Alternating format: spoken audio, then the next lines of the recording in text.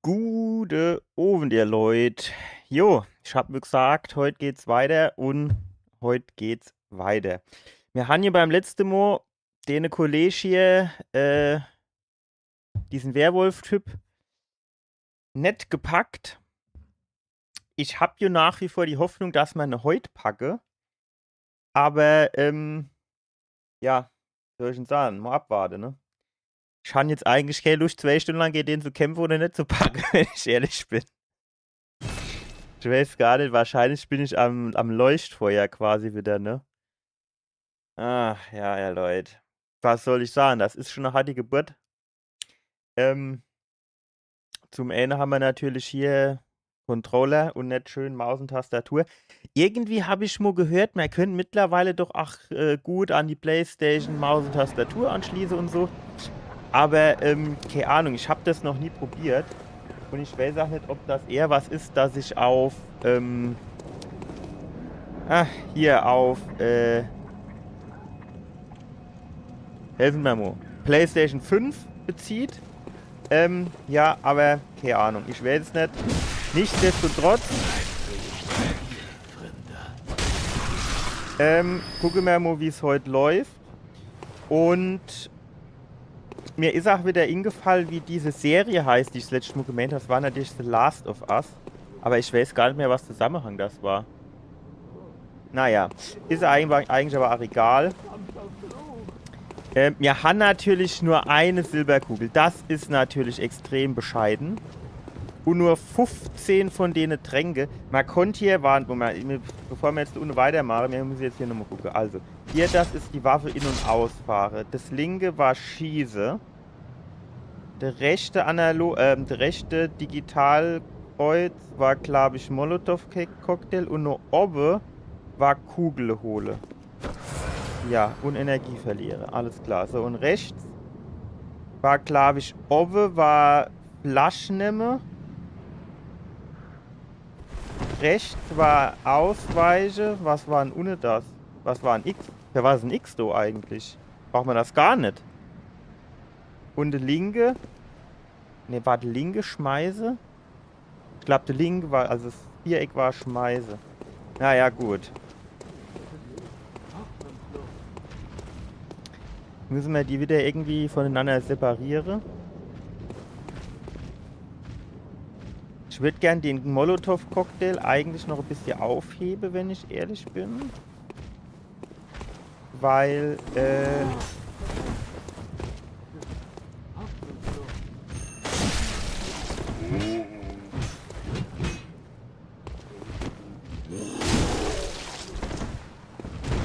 stark. Jawohl! Heute läuft's, gebt mir Silberkugel. Blutfiole, ach gut. So, der nächste, komm her. Will ich. Nee, so hatte mir das jetzt nicht besprochen.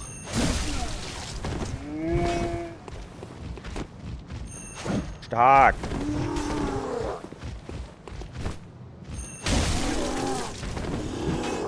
Nee. Hier. Ich will das bevorzugen, wenn mich nicht treffen wird.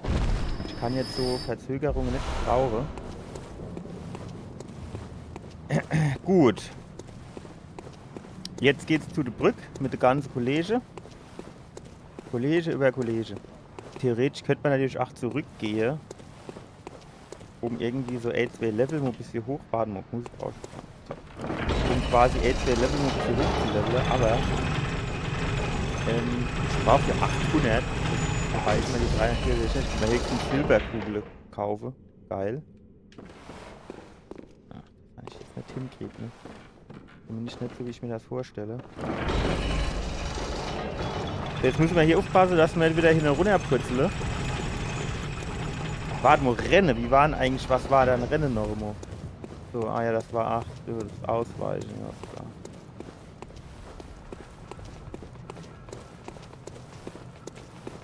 Ich hätte gern, ja, die Kugel.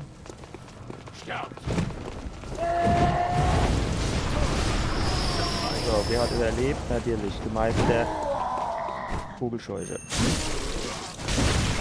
Tod allen Elenden Bestien! So, ich hätte jetzt ja eigentlich auch was droppen können, ne? Also Silberkugel, Blutfiole. Guck mal, der du. Der war nicht so knauserig wie die andere. Vielleicht schon mal Klick, der gibt uns noch ein paar Silberkugeln. Ich hätte nämlich gern Silberkugel, zumindest mal für die Werwolf-Phase. Ich hoffe, dass wir früher oder später so weit kommen. So, kommen wir runter. So, nicht, dass uns der andere in die Quere kommt. Ich hätte gern, glaube ich, dass er Angriff macht. Nee! Stark.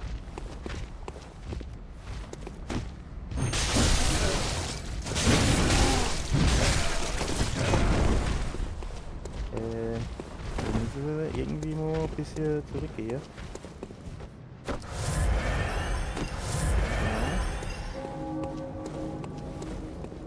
Ja, die Glocke bimmeln. Das ist eben sei Todesleute.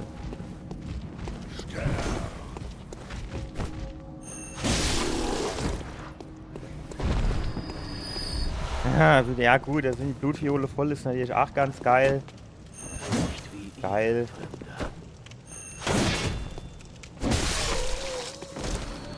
Silberkugel? Jawohl. Jetzt haben wir schon 8. Ich weiß gar nicht, was ich mit den vielen Silberkugeln machen soll.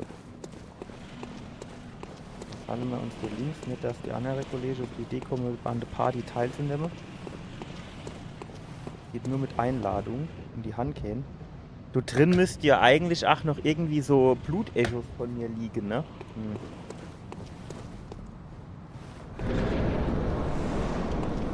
Ich habe natürlich... warte, hier so was, ne? Ich habe natürlich keinerlei Ahnung, wo die liegen könnten. Also noch nicht mal ansatzweise, wo die liegen könnten. Auf anderer Seite können es ja auch maximal irgendwie 860 sind oder so. Also von daher...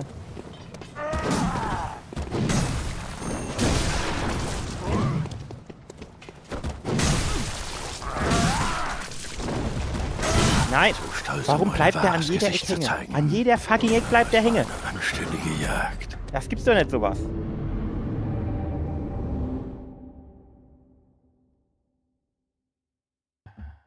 Ist doch Beschiss. Sterbe soll er und sonst nix. Gut. Das Gute ist, wir haben jetzt noch einmal die Möglichkeit, Silberkugel zu farmen. Und Blutfiole. Der einzige Grund, warum ich gestoppt bin.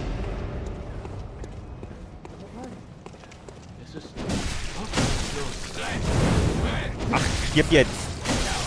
Und ich muss auch gerade mal sagen, meines Erachtens habe ich die falsche Waffe gewählt. Die andere Waffe wäre bestimmt besser gewesen wie die Do. 100%ig. Komm her jetzt.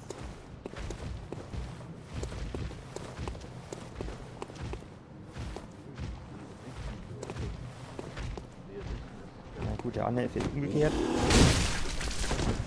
Oh. Das.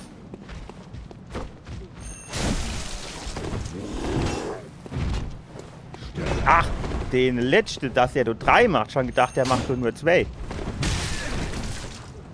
Mann, das jetzt wieder der scheiß Football-Move.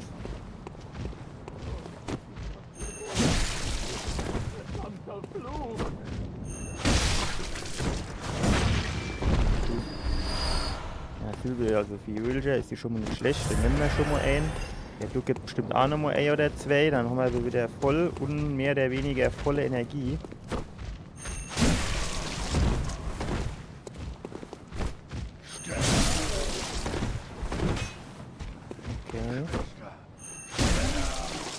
Nein! Der Depp, der hätte doch solle den anderen Angriff hinterher machen. Den, wo er so von oben runterschnetzelt.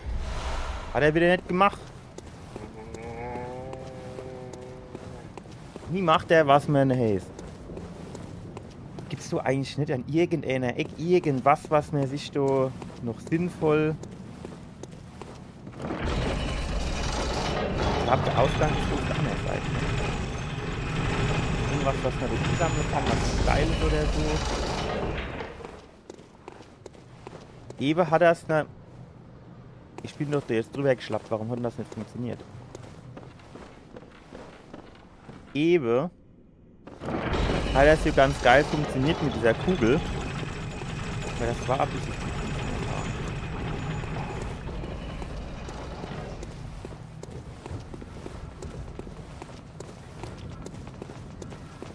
Ja, was ist jetzt Kurel? Kurel! Ja,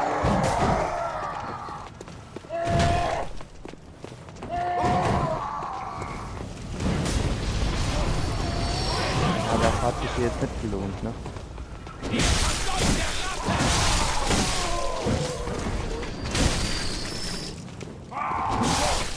Für euch.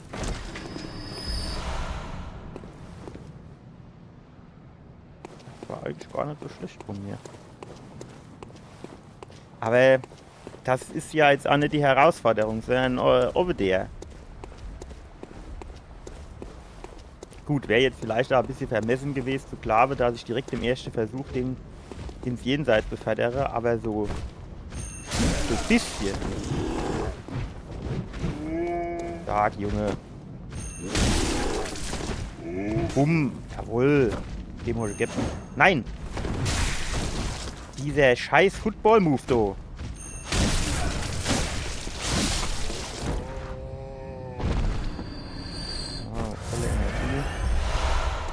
Volle Energie und fertig ist die Remrod-Kampfinfanterie. Das ist noch geil, ey. Das kann ich mich noch gut dran erinnern, früher die Saber Rider in Star Sheriff oder so.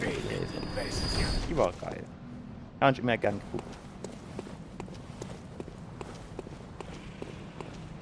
Gucken wir mal, was die Kampfinfanterie macht. Ja gut, jetzt könnte man natürlich mal drüber nachdenken. Also, ob ich mir jetzt die Dings, also mir die 5 extra Kugeln hole und Energie abziehe oder nicht. Und warum habe ich jetzt eigentlich 830 Seele und davor hatte ich 864, weil ich die gleiche Anzahl an Gegner kaputt gemacht habe. Oder hatte ich beim letzten Mal noch irgendwo ausgegeben und was gab? Ah jo. Ach, das ist einfach schön, ey, bis mir du die Orientierung gefunden hat, also zumindest ich. Andere Leute kennen das hier durchaus dann besser. Aber zu denen gehöre ich leider nicht.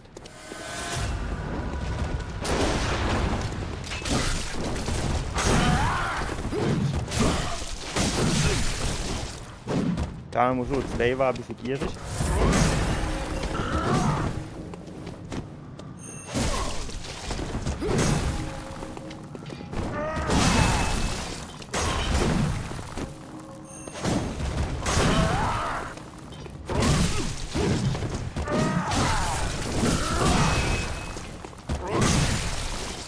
Ich habe keine Ahnung, was für eine Reichweite der Deadloop besitzt.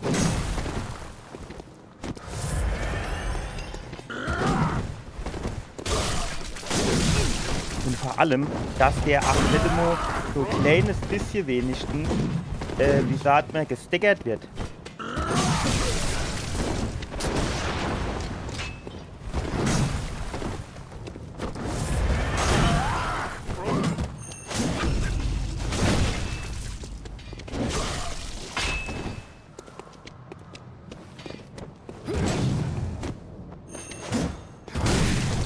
Kann auf Ausweiche gedrückt.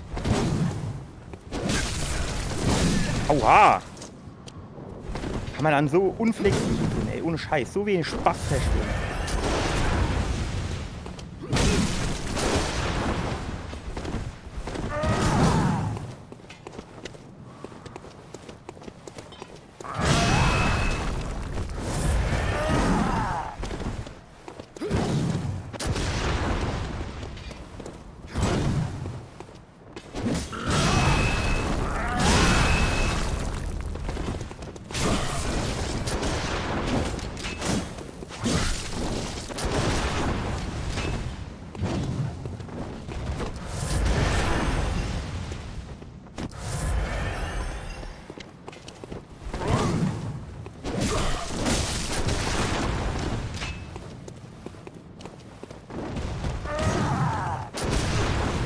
Habe ich nicht gerechnet.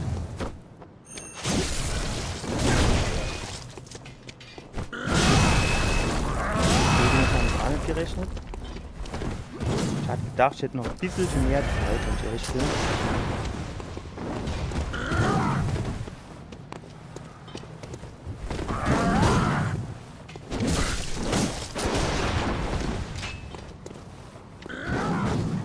Zack. So mache ich das auch meistens.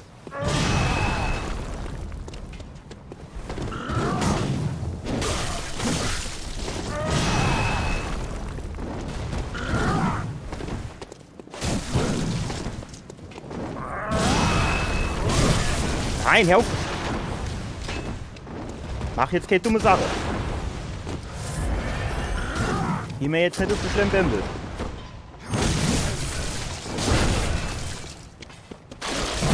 Nein, das war so nicht gewollt. Das war so nicht gewollt. Ich wollte eigentlich den Molotow-Cocktail für andere Sachen aufheben. Wo ist er? Wo ist er?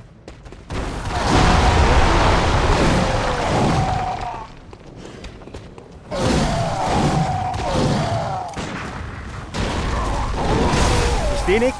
Ich bin tot.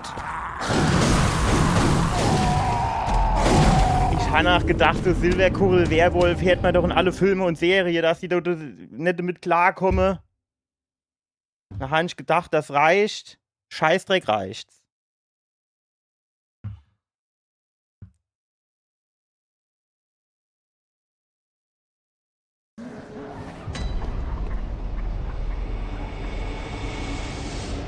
Wissen ja, was das abgezogen? Gar nichts. Ja, was habe ich denn die ganze Scheißkurle und die Waffe, wenn die nichts bringt?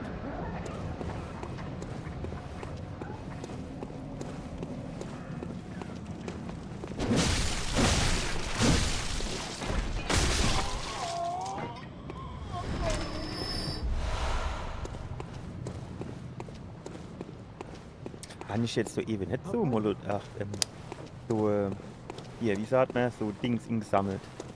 So Blutviole. Scheint mir da 70 gestanden, es steht noch immer 70. Müsste da nicht 80 stehen.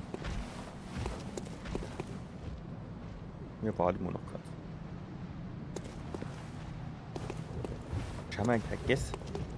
Beim Streamen noch einmal Aue-Truppe, sonst mal drin, mal die Aue wieder so.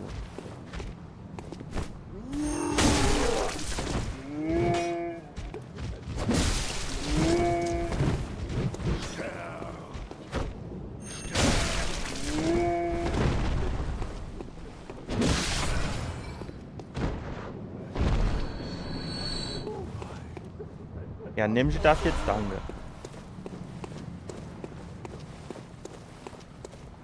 Jetzt könnten wir warten. Was war das noch?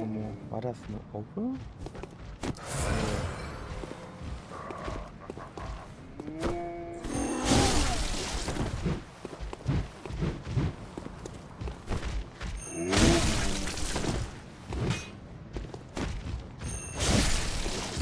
Nein! So damit habe ich nicht gerechnet.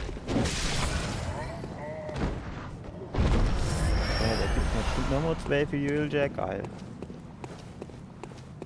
Jetzt kommen wir wieder zu der Treppe. Wenn man jetzt diesen ganzen Weg nicht mehr machen müsste. Weißt du, wenn er jetzt einfach vor der Nebelwand wiederbelebt wäre, hätte ich sagen, ich muss da Standardaufladungen von, keine Ahnung, 10 oder so. Und Standardanzahl Kurle von 5, irgendwie so was in der Richtung. Das wäre halt geil. Dann kennst du direkt Versuche, dann gibst du da eine Fatsche.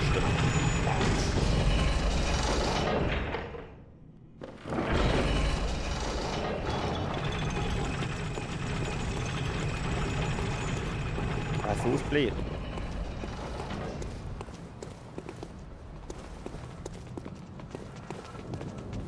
Ich hätte halt gern, dass du die Scheiß...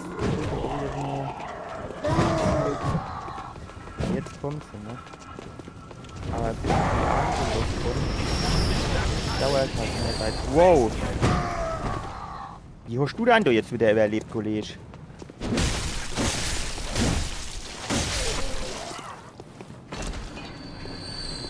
Und wieder knauserig. Alles Schwabe, du. Ach, guck mal, du, die zwei. Diese. Da ist ein Kollege. Hat der Anna vielleicht vorhin einen Molotow-Cocktail gehabt? Oh, wie man das da ohne muss man das machen. Ja, der hatte Molotow. Ah ja, dann ist ja gut. Das erklärt einiges. Ja, wäre jetzt halt die Überlegung, ob man auf diesen Werwolf Molotow-Cocktail schmeißen kann und ob das was bringt. Und zwar jetzt nicht Ich rede jetzt nicht von, dann kriegt er ein halber Zentimeter ab, so, sondern ich rede eher so, dann ist die halbe Energie leicht weg. Das wäre so das Ziel.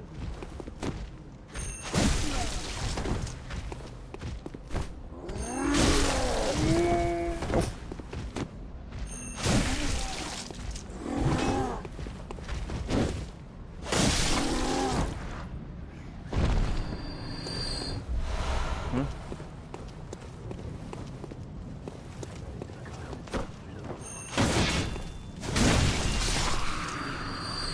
Jetzt haben wir 860 wieder. Das ist komisch, weil es sind ja eigentlich immer die gleiche Gegner, die gleiche Anzahl an Gegner.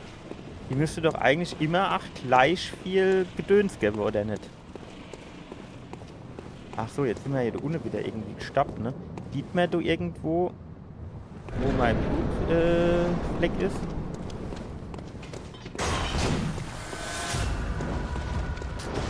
Lauf, Forrest, lauf!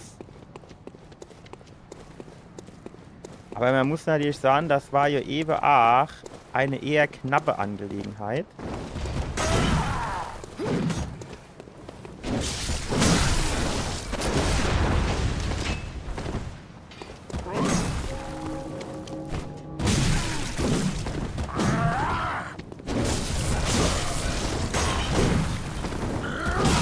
Warum bleibt der jetzt an dem scheiß Sarg hängen?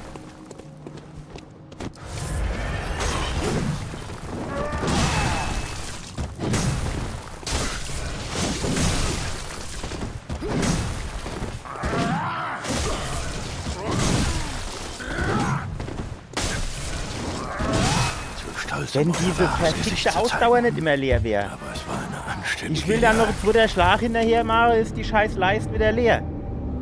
Was ist das dann für ein Lappe? Bevor er auf Dämonenjagd geht, oder Bestienjagd, hätte er soll vorher mal 3 Runden um den Block joggen, um mal ein bisschen mehr Ausdauer zu kriegen.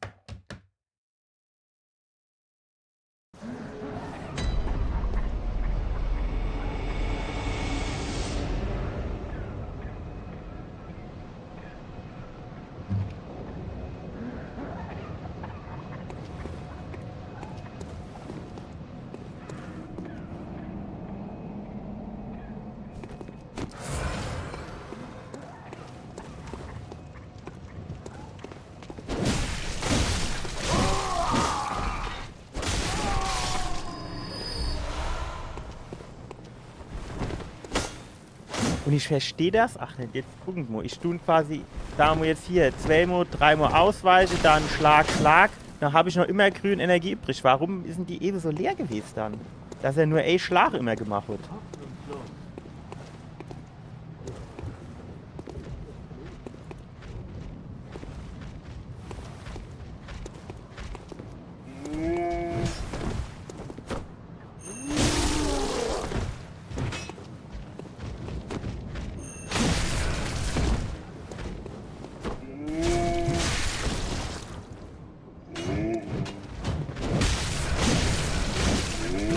Ach, wie viel hält denn der ach wieder aus jetzt? Der hat doch keine Energie mehr gehabt.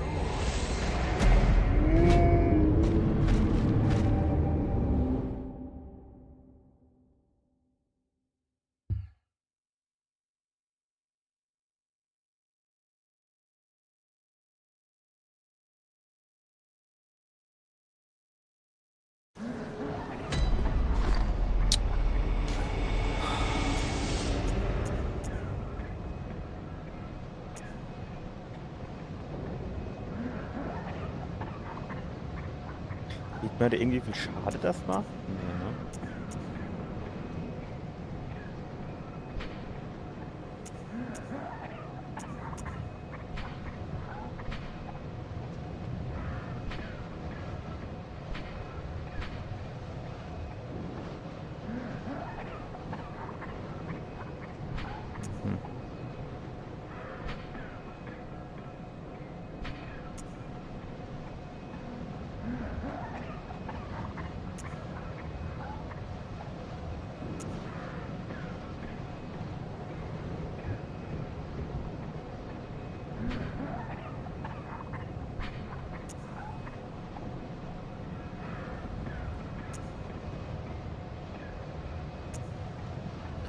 Opfere alle Bluteche in der Wache erneut. Hinweis. Was? Hinweis? Ah.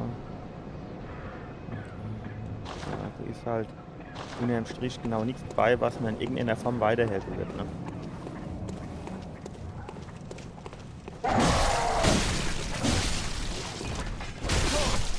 Für euch!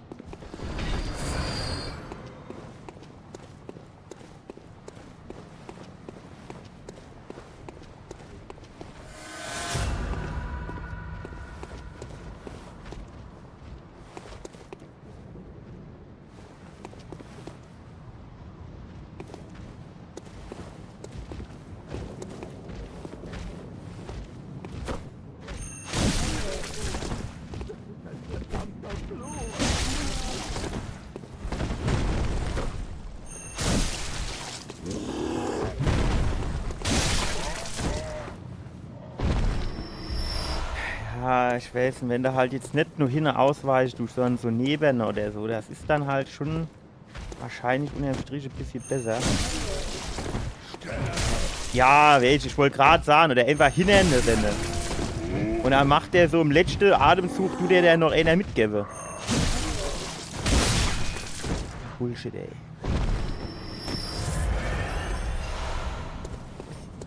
Gib der mir irgendwelche dumme Münze. Ich will keine Münze. Gib mir Blutfiole und Kurle.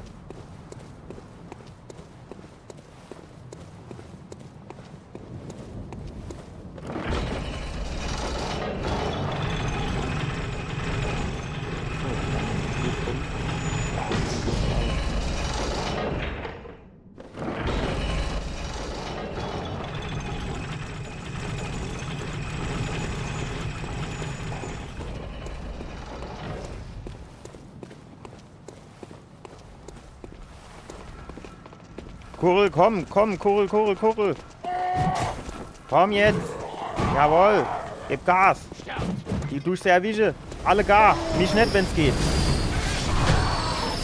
Aber darfst du ja immer die gleiche nicht erwische Dusche.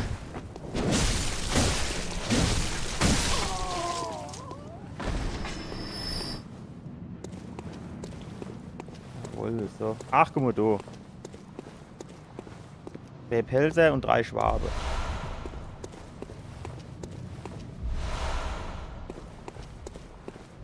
Ja, mühsam ernährt sich das Eichhörnchen. Jetzt haben wir schon 6 Kurle und 5, ja, sagen wir mal, geklaute.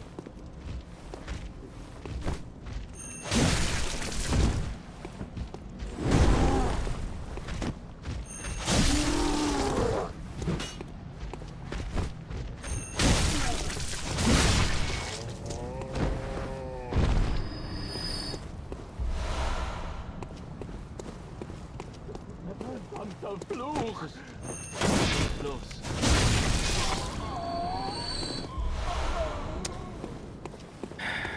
Ja, wir sind halt nicht, also, da ich mal nicht viel Blutfiole, die wir da jetzt im Plus sind, ne? Also wenn wir jetzt gleich wieder 5, 6 über 8 verbrauchen, dann reicht das schon wieder nicht, um auf 20 komplett hochzustocken.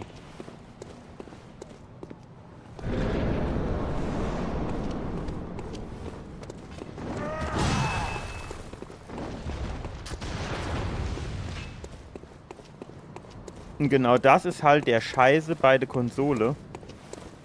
Also beim Controller, nicht bei der Konsole. Du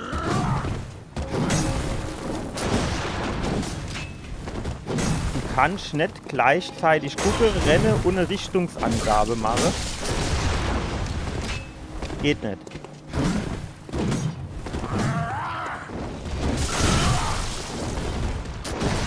Arschloch.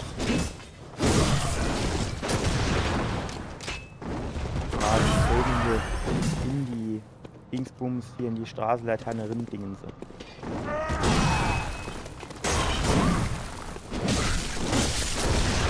Mit deinem Scheiß Schieße. Warum macht das bei mir immer so viel Schade und bei dem nicht?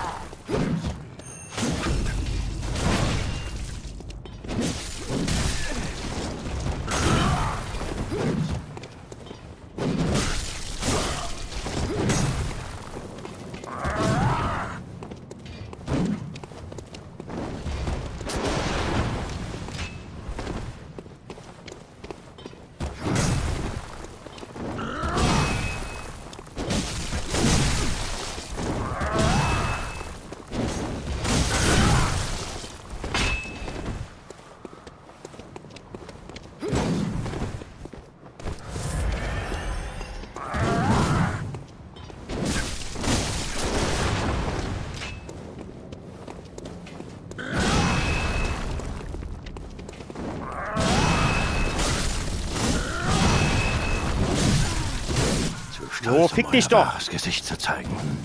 Aber es war eine anständige Jagd. Ich schwöre jedes Mal gesteckert und der nicht.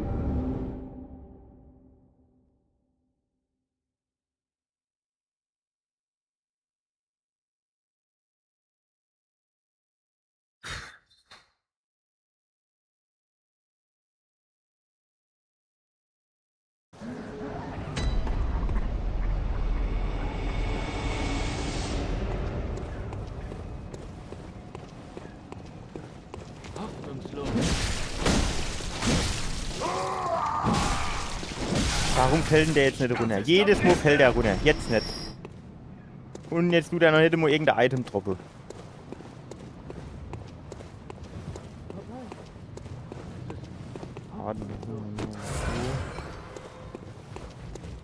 Na komm, wir warten bis der Anna da auch nicht geschlappt kommt.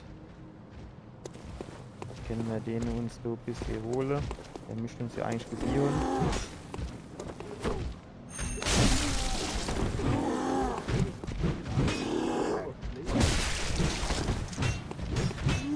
Kann ich auch noch was anderes machen? Ja, zum Beispiel.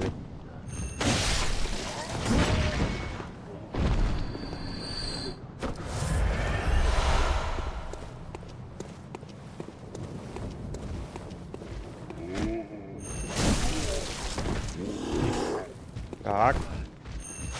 Noch besser.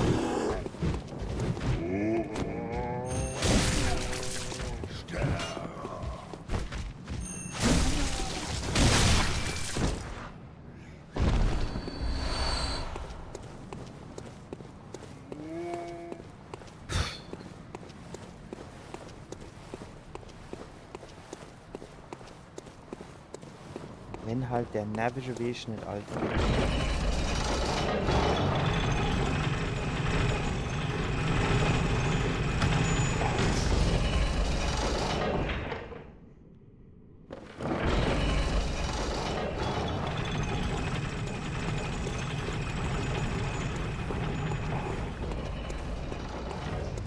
Sehen das kommen, wir tun den halt jedoch gar nicht legen. Gut, vielleicht kann man da auch einfach durchrennen. Weil,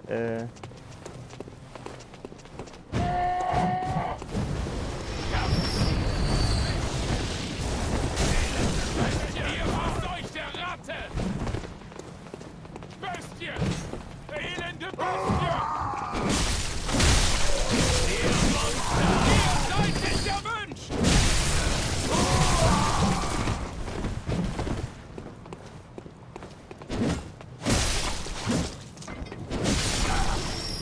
Elende Bestie! so, und jetzt hat doch keiner von denen irgendein Item fallen gelassen.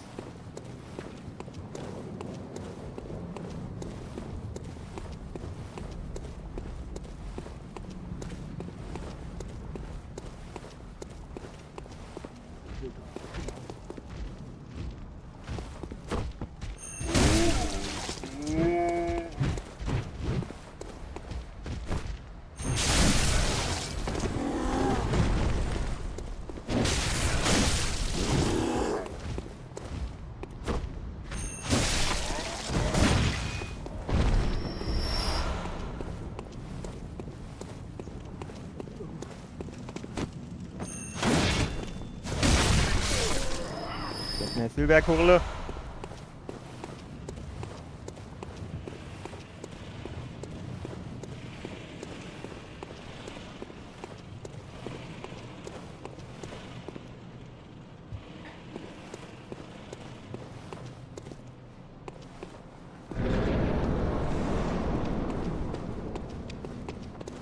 So, du musst dich irgendwo für Treppe oder so, muss hier eigentlich.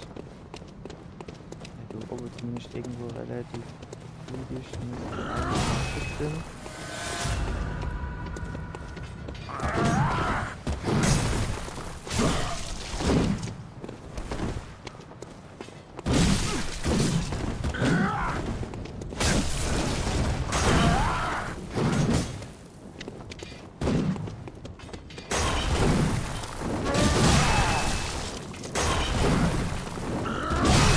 Der mit seinem scheiß Sprungangriff.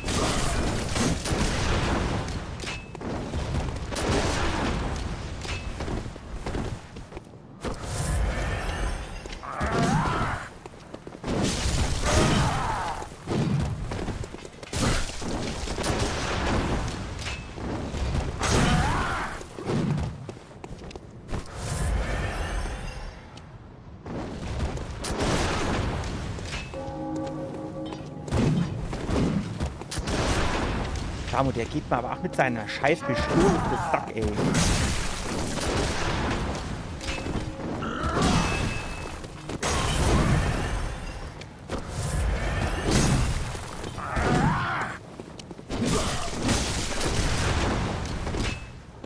Jedes Mal bringt der noch eine scheiß Kurbel raus, ey.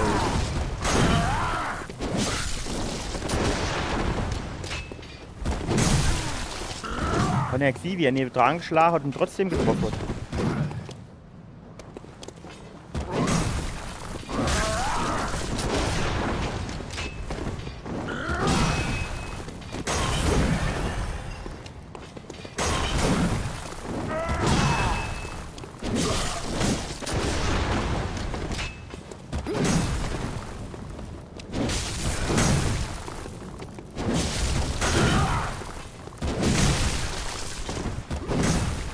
Ach, geil, ne? So. Manchmal wird er gestaggert und manchmal nicht. Warum hat denn der eigentlich noch so viel Energie?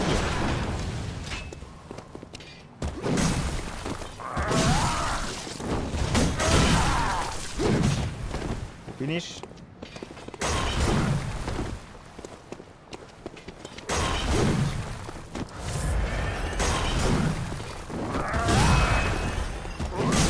Ah, so.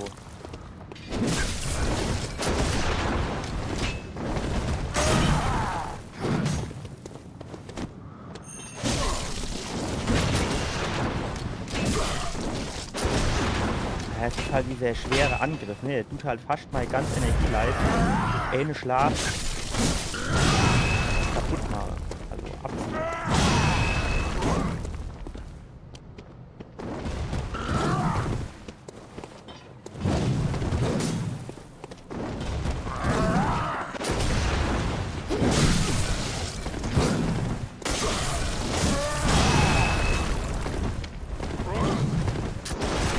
Alter, fick dich doch mit deiner Scheißpistole.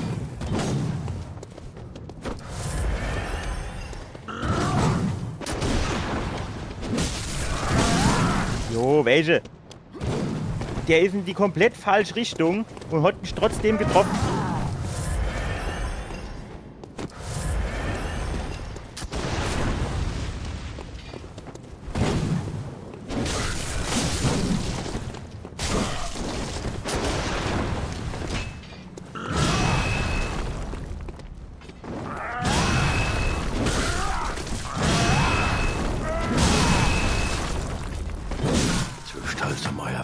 Jetzt guck doch mal, in was für eine Richtung der gezielt hat und wo der mich getroffen hat.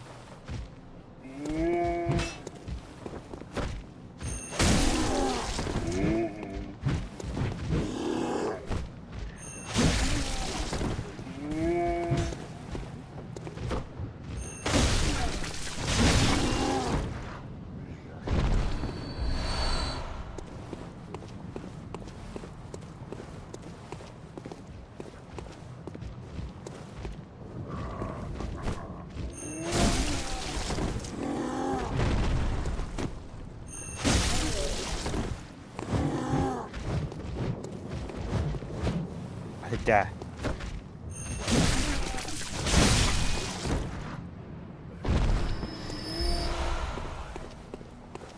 Wo bin ich gestoppt? Oben, ne? Vor dem Tor, so mehr oder weniger.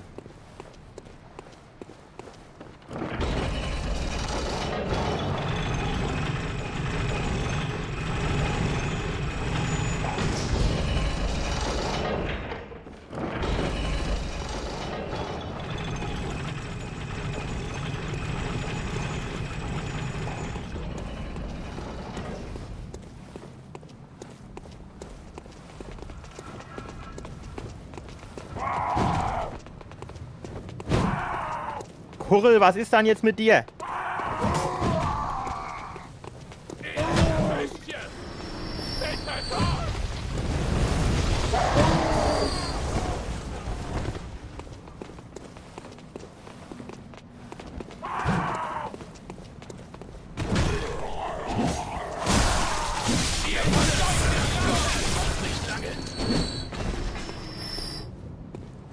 So, hatte jetzt noch irgendeiner Item? Nein, gibt nicht. Ah doch, du einer hat. Ey, Pelzer war dabei. Und 2 Kurle, das ist doch ganz gut.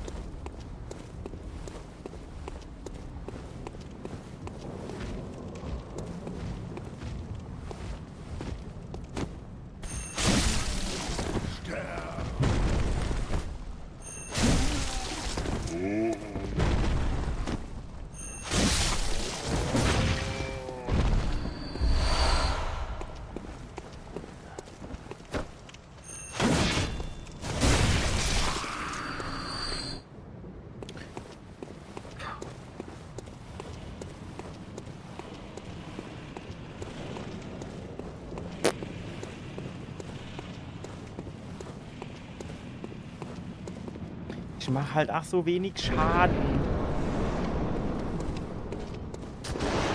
Ne, wenn ich jetzt wenigstens irgend sowas hätte wie beim nächsten Tod keine Blutechos verlieren, dann würde ich das halt mal nehmen. Dann hätte ich mit dem, du was weiß ich, 3000 oder so. Fast.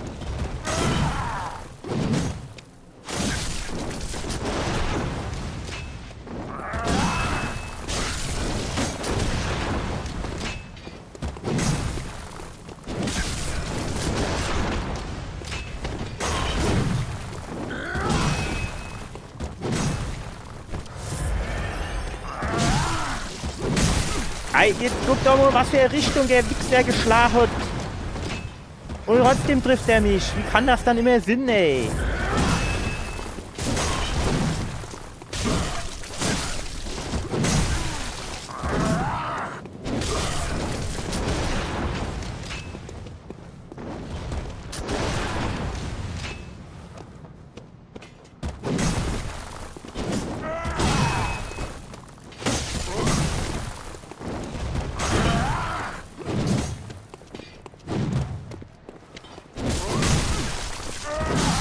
Stolz, um euer wahres Gesicht zu zeigen. Ey, welche? Manchmal treffst du nicht, da wird er gesteckert. Manchmal treffst du nicht, da passiert gar nichts. Ich verstehe das nicht. Das muss doch irgendwie irgendeiner Regelmäßigkeit folgen. Wenn ich getroffen wäre, wäre ich ja jetzt mal gesteckert.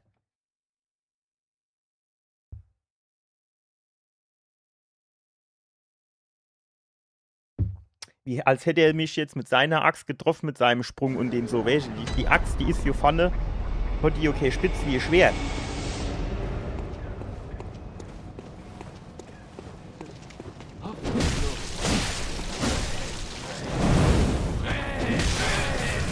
Klar. So hat er natürlich, bevor er runtergefallen ist, noch Schlag mit seiner scheiß Fackelmarke. Ne? Ah, ich reg mich viel zu viel.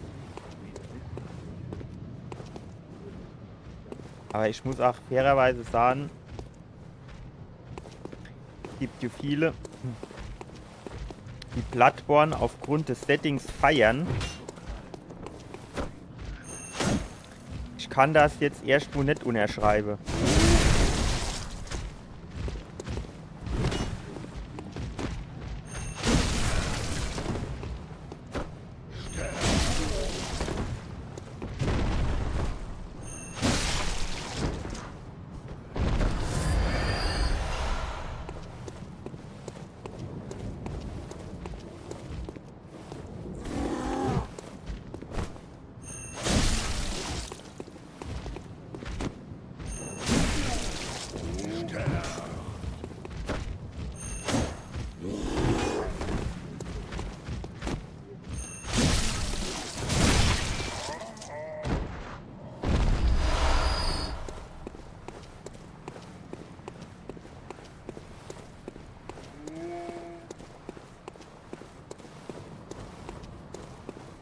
Mit Maus und Tastatur, du kannst halt rennen, gucken, wo ist der Gegner und gleichzeitig Richtung steuern. Das kannst du halt mit dem Gamepad nicht, ne?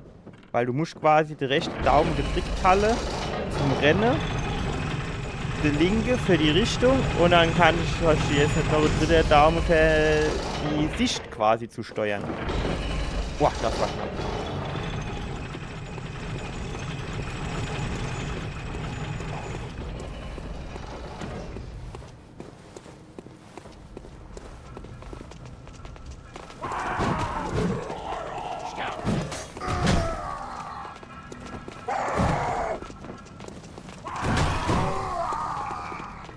Elende Bestie!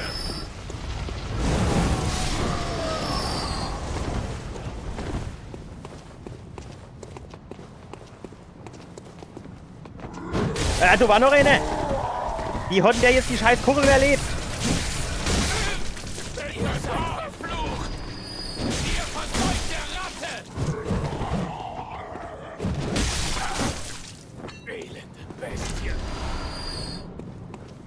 Mit voller Energie überlebt, jetzt nicht einfach nur so.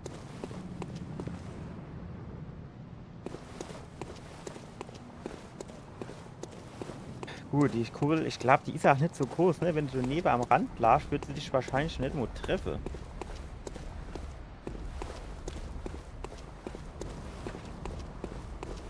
Aber es ist halt, welches bringt der halt auch nichts, jetzt einfach durchzurennen. Weil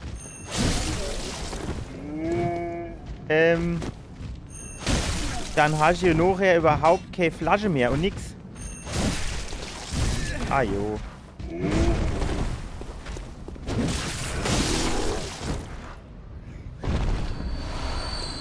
Oh, 4 Stück, das war natürlich was.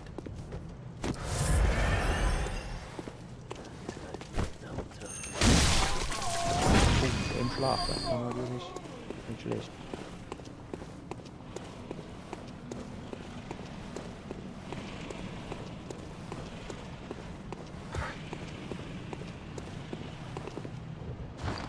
Haben wir da jetzt im Inventar wirklich nichts? Also neu erwachen ohne Blut-Echos. Ich will aber nicht neu, ich will, wenn ich sterbe, will ich die Blut-Echos nicht verlieren.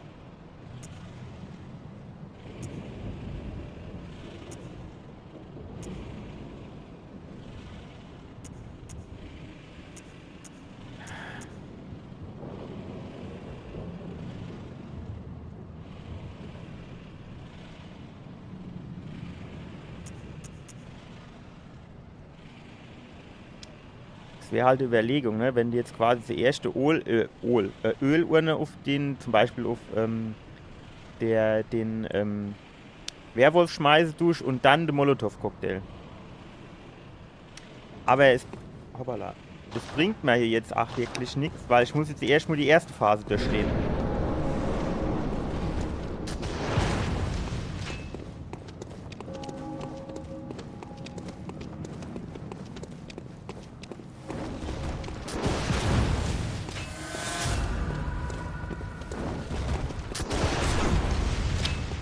Geht mir aber auch echt auf den Fuß mit seiner Scheißpistole. Dass der jetzt nur hängen bleibt.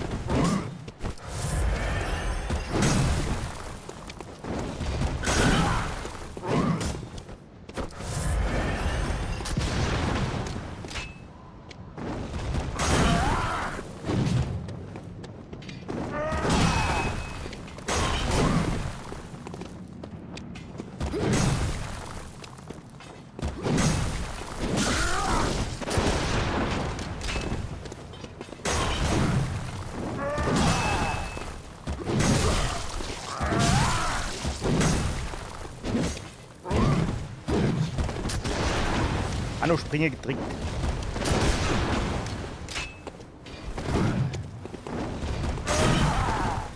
Und vor allem manchmal springt er und macht dann mit seiner komischen Axt den Schlag und manchmal springt er und schießt.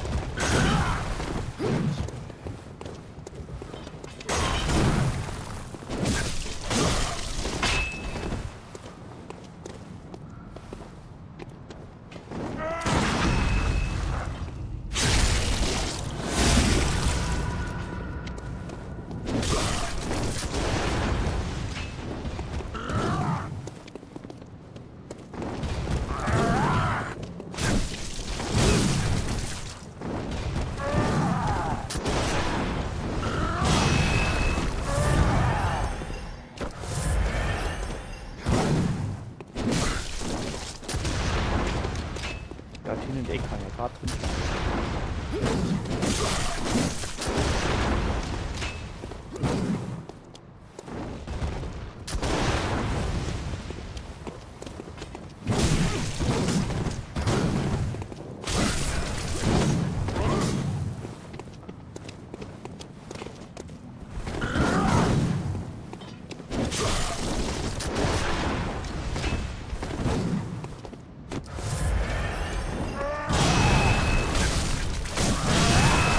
Der erste.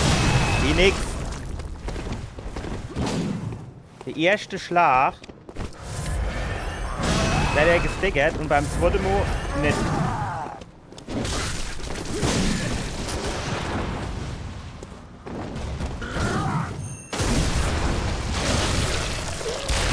Ah jo, fick dich doch.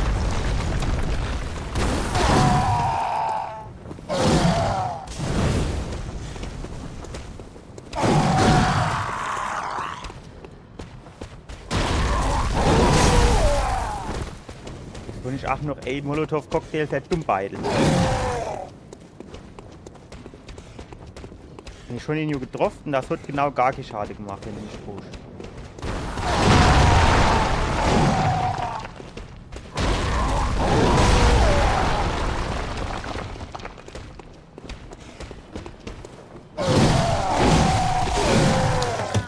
Hast du noch nicht einmal die Möglichkeit auszuweichen?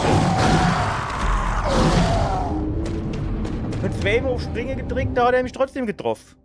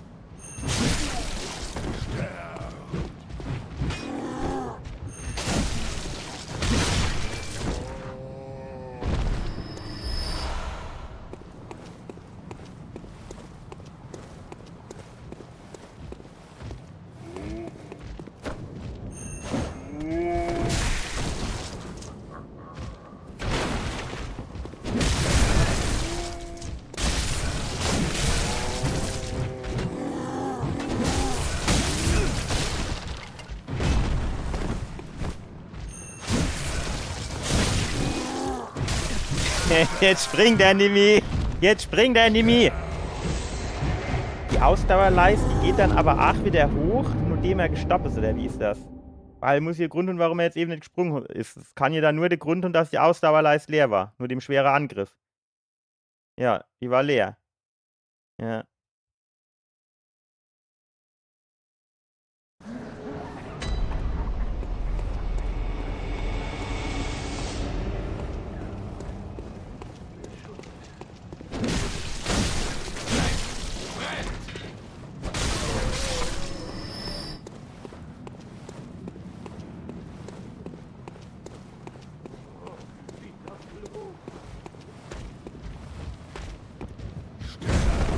das jetzt wieder gewesen. Nur hinne geguckt und dann quasi gesprungen und in der Luft umgedreht und nur mir geschlagen.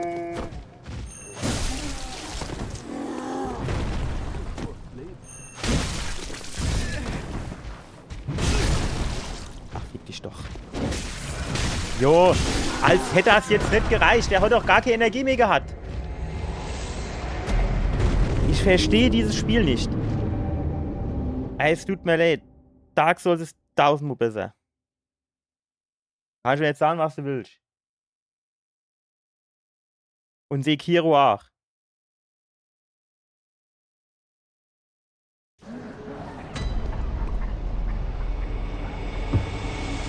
So, ich wollte eigentlich die Klimaanlage anmachen. Weil mir warm ist. Weil ich mich zu viel aufrege.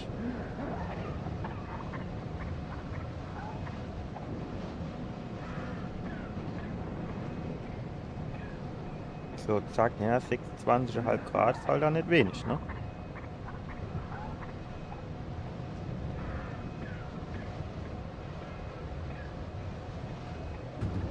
So.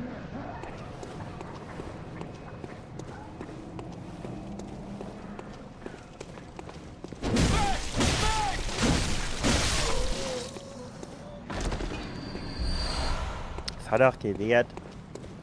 Ich muss jetzt einfach ein bisschen Blutfarme gehen und dann aufleveln. Alles andere macht jetzt Sinn. Ich mache zu wenig Schade. Ich weiß halt auch jetzt nicht so genau, was jetzt besser ist. Dusche dein Geld in Angriff investiere.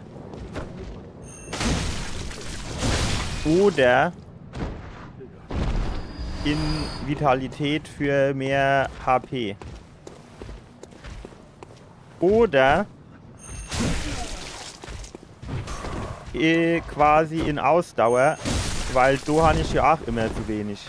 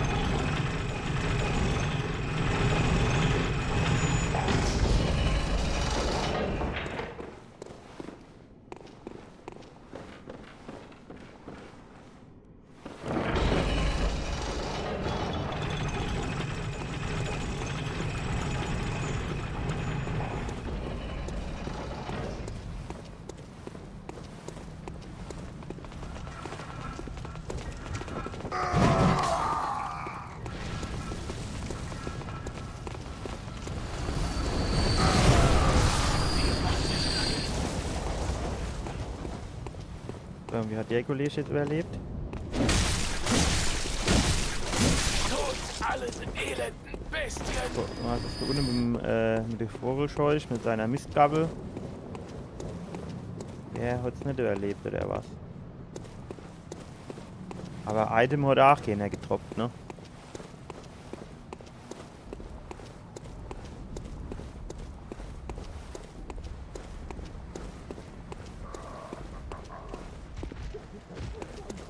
Diesmal hat er die Kurle aber auch echt früh losgeschickt, so. Also im Vergleich zu sonst.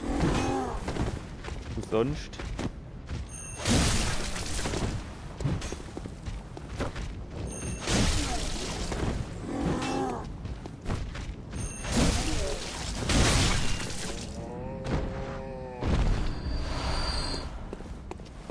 jetzt klatschen wir den noch. Die Stadt ist am Ende!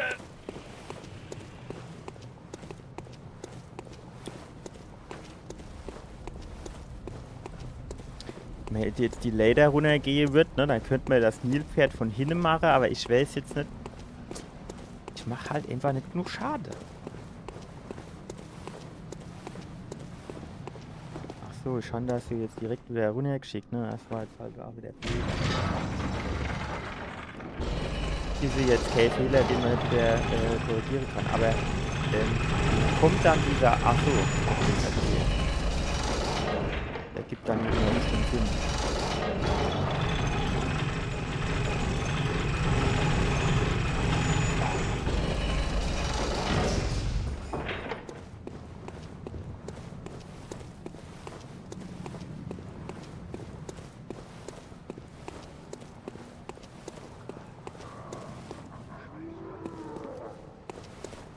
Da sind wir ja irgendwie hergekommen, glaube ich. Ah ne, da war ich inwendig drin. Jo. Aber da waren auch irgendwie so komische Gegner, die ich nicht so richtig anvisieren konnte, oder wie war das, ne?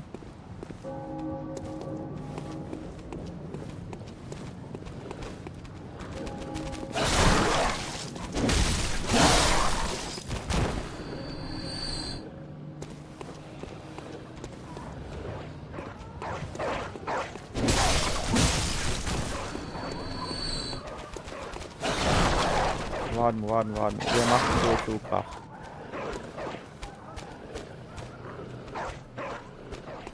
Es ist halt auch einfach so extrem schwierig. Einfach muss ich so ein bisschen umzugucken.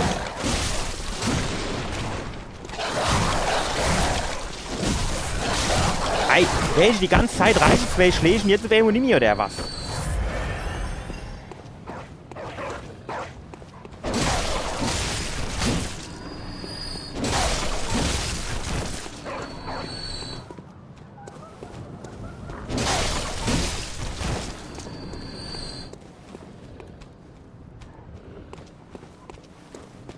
Das war mir doch schon mal. Kann mich an da hinten das glühende Fenster, kann ich mich jetzt fast gar nicht erinnern, aber an die Hunde kann ich mich erinnern. Was ist denn jetzt noch? Ich kann meine... Es sei... Ja, ich hätte es wissen müssen. Hier. Ja, aber da war ich auch irgendwie schon mal. Kann ich mich noch dran erinnern. War du nicht auch irgendwie Gegner? Ah jo, ist so Gegner.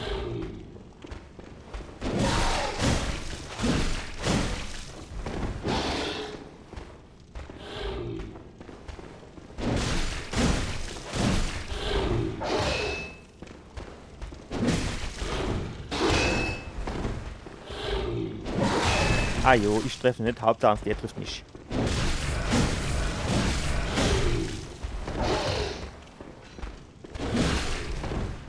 Ah, ich muss die grünen leicht, ja, so ist besser.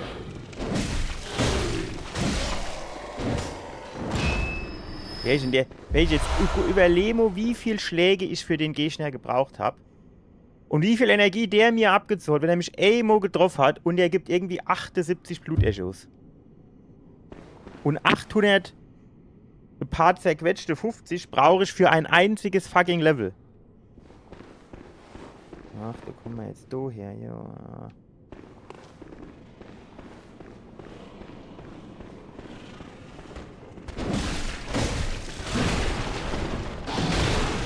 Ah jo, was Reichweite.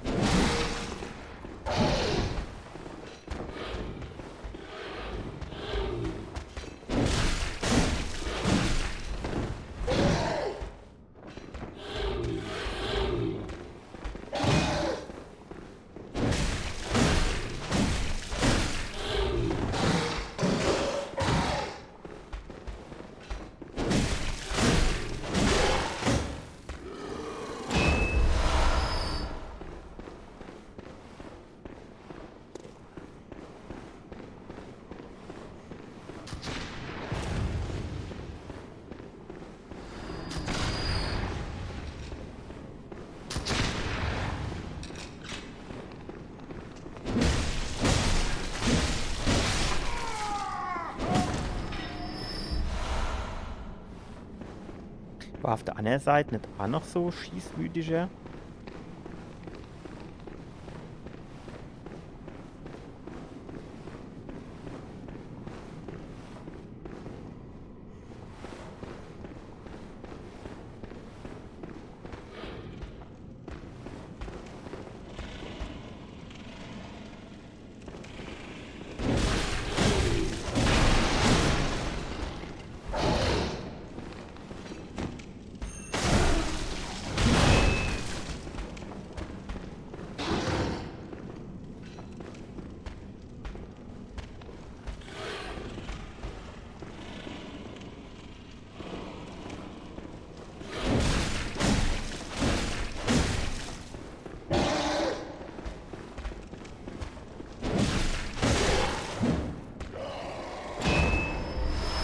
Also ich finde das halt vom Balancing her sehr, sehr schlecht.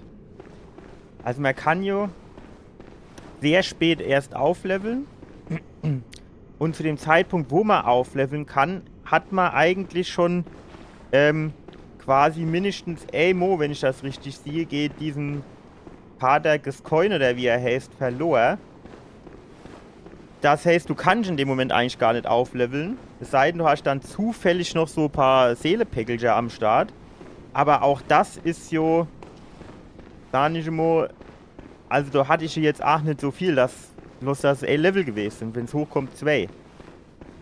Also noch nicht immer 2, das war keine 1000 Blut-Echos.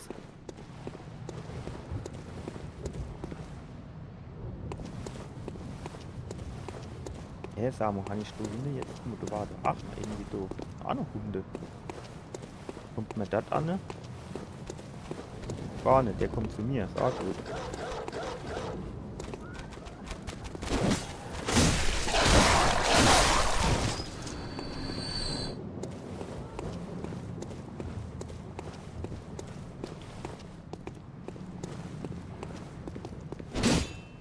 Ich finde das jetzt aber auch wieder, welche ist so hin, extra noch so Eckelche, aber da gibt's nichts. Ja gut, vielleicht war dort nur Item, das habe ich halt einfach schon ingesammelt, ne? Das kann natürlich auch sein.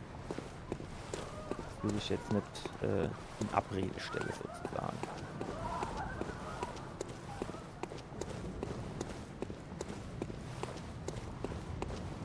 Da oben war auch irgendwas, ne? Das war auch irgendwas, was mir auf den Sack gegangen ist. Ah ne, da war gar nichts mehr, geil. Beziehungsweise, ich glaube, da bin ich irgendwann mal runtergefallen.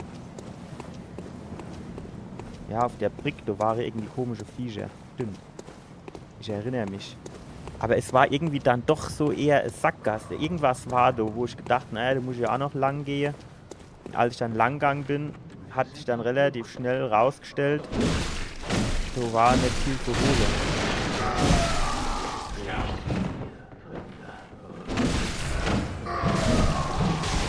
Ich hab gedacht, der wäre schon tot.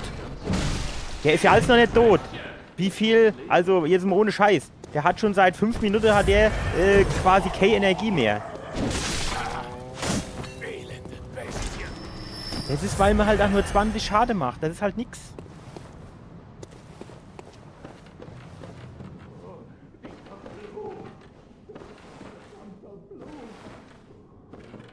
Was ist denn da oben eigentlich für heller Kram? Da unten war jetzt irgendwo noch da hinten der Kollege.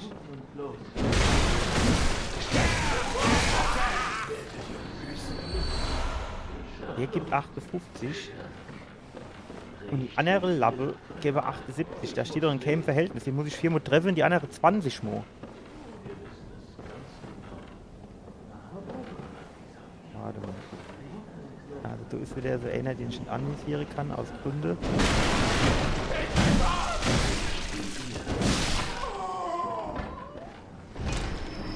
Jetzt erschließt sich mir halt auch nicht, warum ich den jetzt einfach nicht anvisieren kann. Ajo, den hätte ich jetzt gesehen, der scheiß Dunkeleck dort.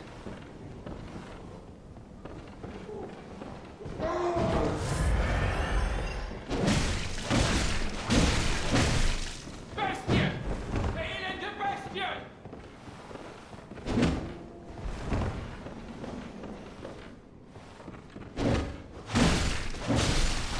Ihr macht nicht lange.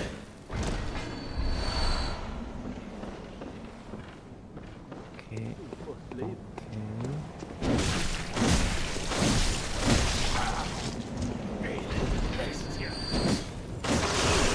Stark.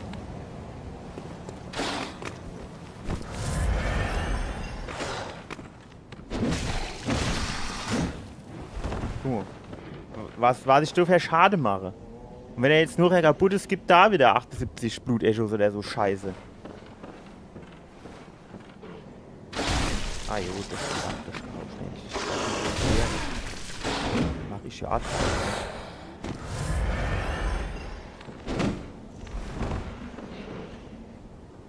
Kann ich mir jetzt gleich mal anvisieren. Anvisiere! Wie soll ich den anvisieren?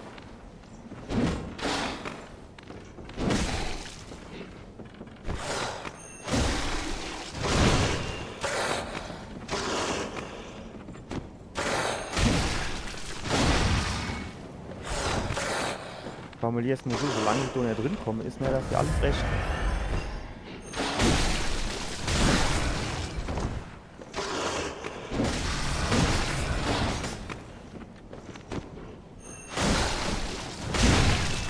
Aber sobald sie da hinkomme, ist halt Essig, ne? Also dann ist...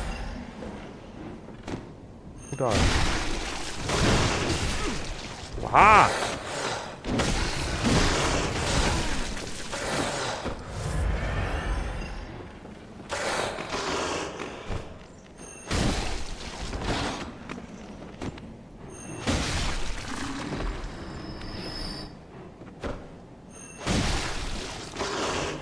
Das ist eigentlich noch einer oder sind das noch zwei? Wow, fast hätte er sich durch die Tier durchgedingen.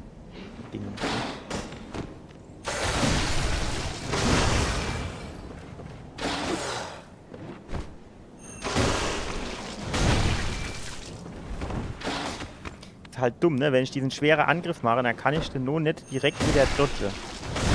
Ne? Wenn ich den mache, dann kann ich den nur nicht direkt dodgen.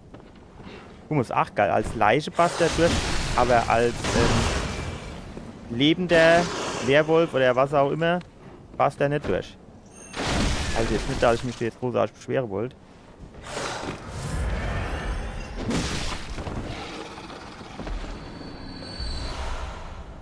Ja, 336 ist wenigstens jetzt nicht so wenig, wie ich ursprünglich befürchtet habe. Jetzt erst nur links, nur rechts. Bei der war das so, dass ich mich auch gar nicht getraut habe, da weiterzugehen, weil du die Werwolf-Typen waren.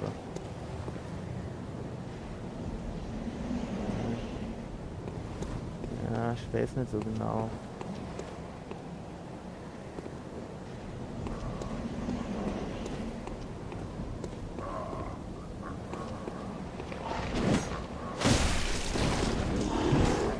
Wahrscheinlich ist es am cleversten, wenn du den großen zuerst kaputt machst, aber ich weiß halt nicht, wie schnell die kleinen Viecher sind.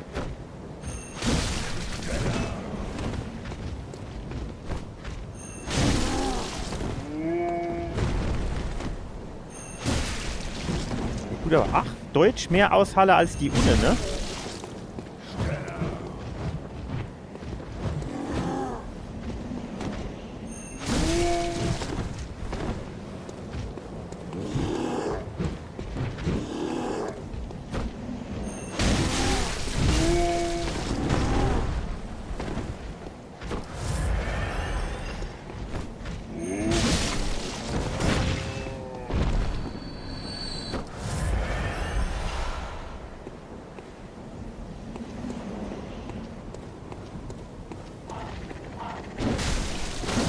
Hatte ich den eben jetzt schon mal was ab? So, der hat sich schon hingefangen. Jo, Alter, alles klar. Ruppe.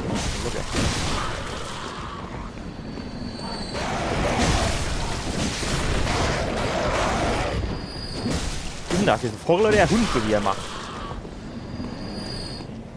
So, jetzt ist aber nach wie vor die Frage, wie wir quasi von Do kommen. Also ich würde jetzt mal sagen, wir sind auf jeden Fall nicht so weitergegangen, weil die Werwölfe, die waren mir zu krass mit Sicherheit.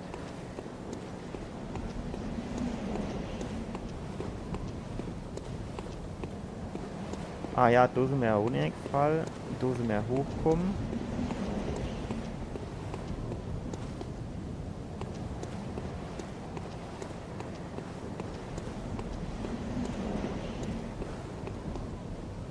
Könnten wir da runtergehen. Weil sind wir nicht hier hochkommen? Nee. Quasi sagt das, ne? Wo ist der jetzt noch nicht immer ein Item oder was? Jetzt ernsthaft? Gar nichts. Jetzt so, einfach so richtig gar nichts oder was? Und du vorher machst jetzt den ganzen Frist oder wie? Ne?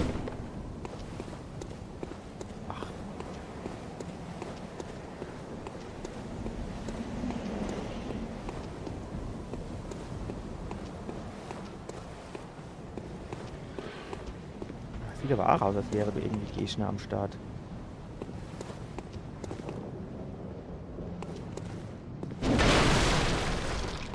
Da war bestimmt nur irgendwie Item, nur so, ja. Du konntest mal erst dich irgendwie runterfallen lassen. Du warst mir da nicht so sicher, wo man da rauskommt. Da kann ich mich aber auch noch dran erinnern. Ah, hier ist dann auch eher runterfalle angesagt, ne?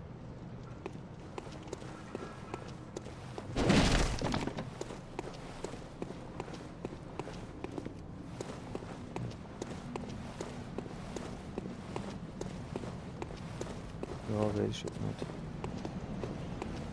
Dann gehen wir die Brick mal in die andere Richtung durch, würde ich sagen.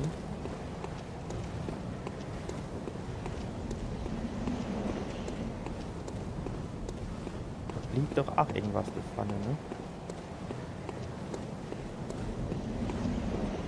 Hat du manchmal schon ein paar komische Reflexionen.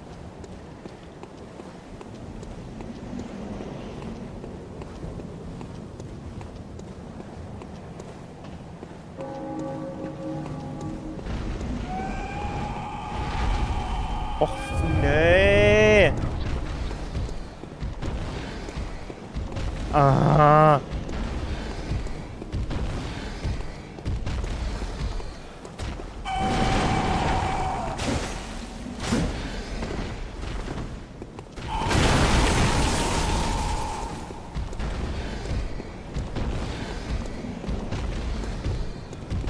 Wenn wir jetzt nur auf Pause drücken können, um ins Menü zu gehen, ne?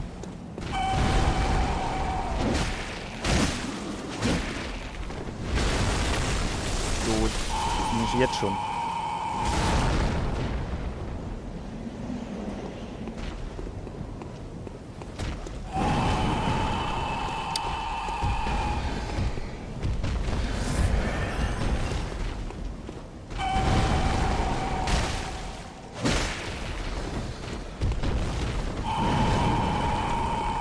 Aber was ist denn das jetzt quasi für ein Leveldesign? Jetzt mal ohne Scheiß. Dass du jetzt zu so einem Zeitpunkt, wo du eigentlich hier fast noch nicht zum Uff-Level kommen konntest, zu so einem Gegner kommst und du machst quasi 15 Schade. Ich meine jetzt, keine Ahnung, wie oft habe ich den jetzt getroffen? Bestimmt 6 über 8 Mo.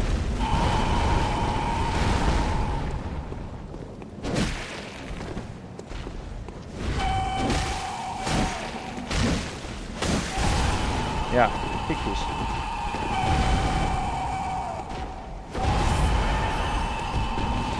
Ne? Ja, also ich bestimmt schon Level 20 Mal getroffen, aber wahrscheinlich nicht weit davon entfernt.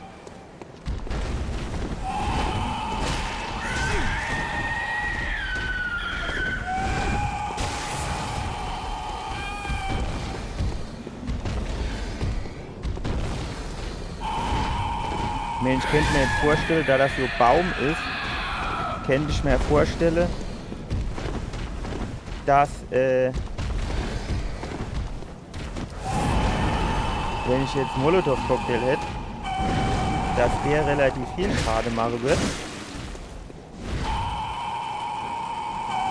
Aber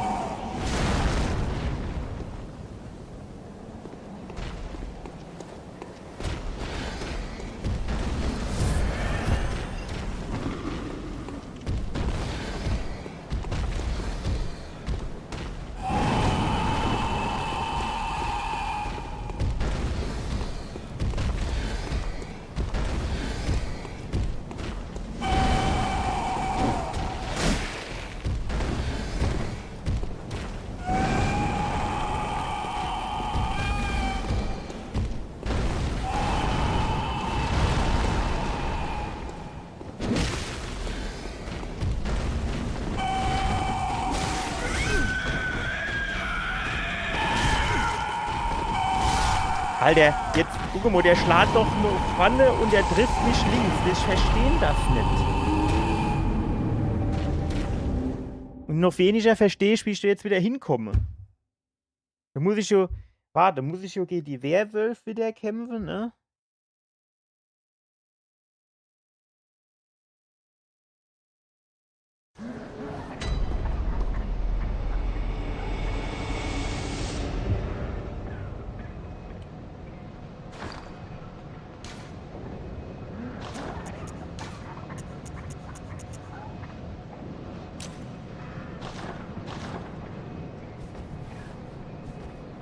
Konnte man das nicht irgendwie umschalten? Schon mal Schiss, dass ich aus Versehen drauf komme, ne?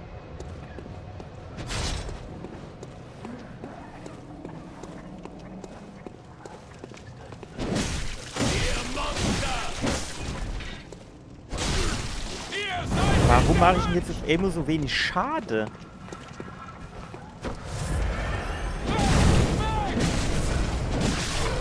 Also normal war das 4 Schläge, da war der weg. Und jetzt auf Emo brauchst du 20 oder so. Ist irgendwie die Waffe kaputt? Kann das Sinn? Geht die kaputt mit der Zeit? Sieht man das irgendwo?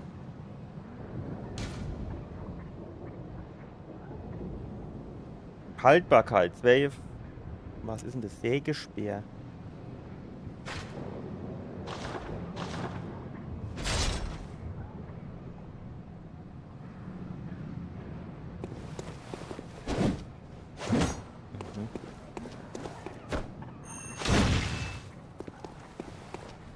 Keine Ahnung, ich muss jetzt den irgendwie nehmen, weil die andere Waffe, die ist bald kaputt. Weiß ich nur nicht, wie die Waffe jetzt reagiert.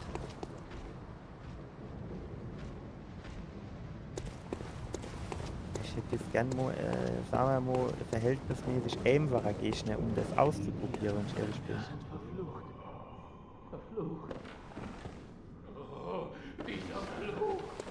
So, der kommt doch bestimmt jetzt Nobelhof, oder? Nee, vielleicht doch. Alles eure Schuld!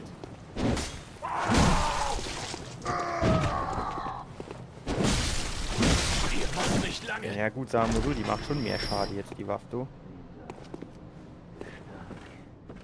Riecht wie ihr, Fremder. Vielleicht war das auch dann so ein bisschen der Fehler, den ich gemacht habe. Dass ich quasi... Dass das quasi so... Wir sind ja so wie die Tutorial-Waffe von Dark Souls. Dass das dann quasi so...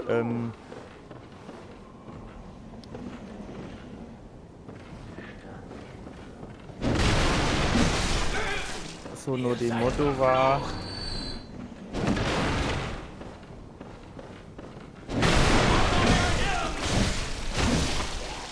aber das abgebrochene Schwert, das kaum Schade macht, aber halt für die Anfangsgegner reicht oder so irgendwie.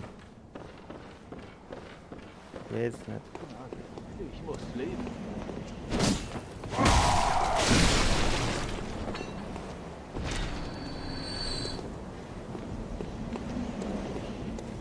Auf jeden Fall macht es mehr Schade. So, das kann man ja schon mal festhalten. Was mich jetzt wieder glücklich stimmt, zumindest glücklich, ja. Aber die Kollege hier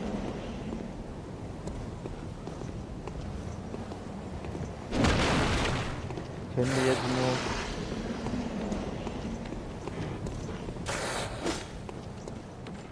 hoffentlich wieder an der Tür hängen bleiben.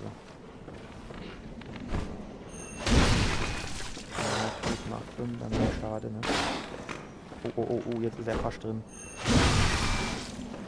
Wird halt auch eine gewisse Reichweite, die mit Sicherheit auch ein Vorteil ist.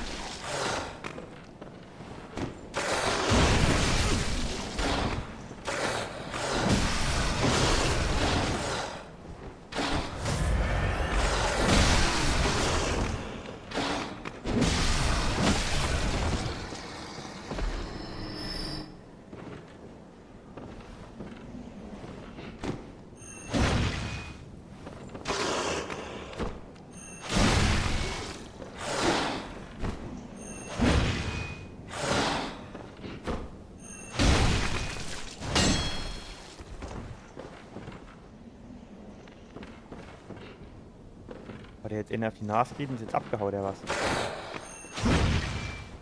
Jetzt du her!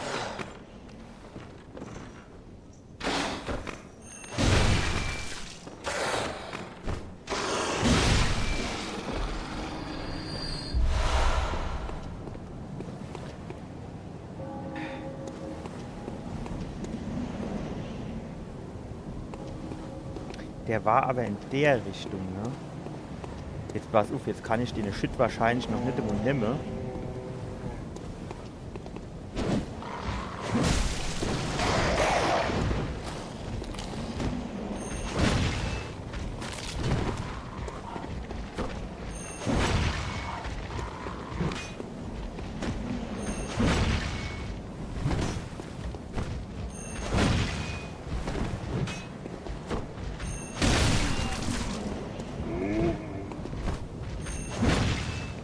Ja, das Treffen ist halt richtig geil mit dem Teil, ne?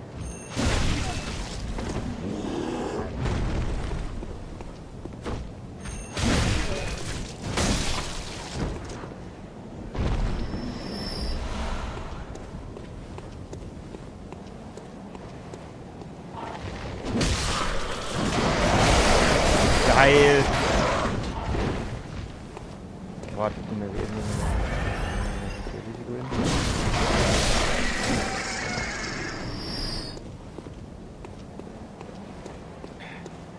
keine Ahnung, jetzt halt wäre jetzt trotzdem ein bisschen die Frage, wie lange dauert denn das, bis der das ausgeführt hat,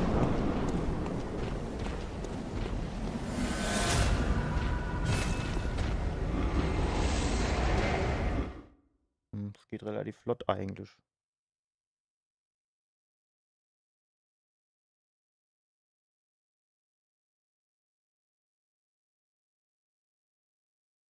Halt die Frage, wie viel mehr Schade würde ich jetzt mit dem Speer hier machen, ne?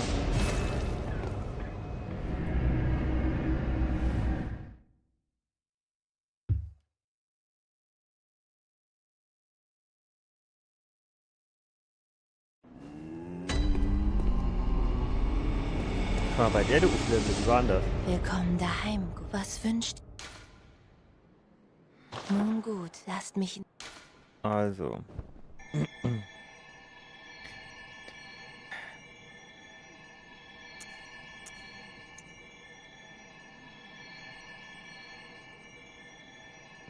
Warte.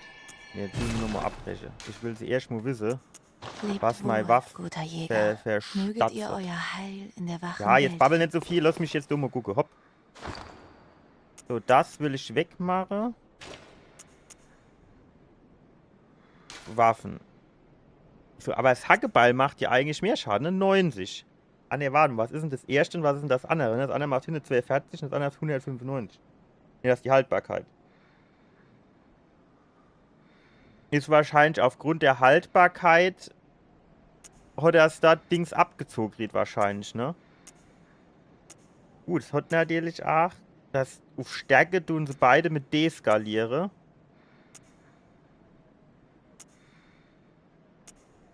Aber tendenziell, dass der Speer insgesamt doch ein bisschen besser.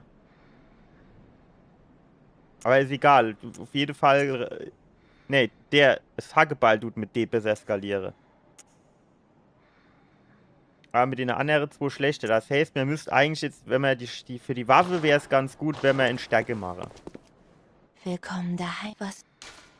Nun gut, lasst mich. So, Stärke.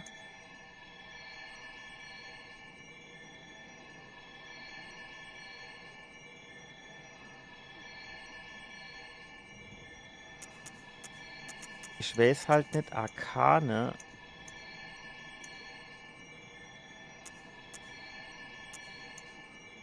Ja gut, das bringt mir nichts. Wenn ich das Arkane hoch mache, dann sehe ich, da verändert sich irgendwie gar nichts. Bei nix, ne? Also ja, hier auch bei physischer Abwehr, ne? Aber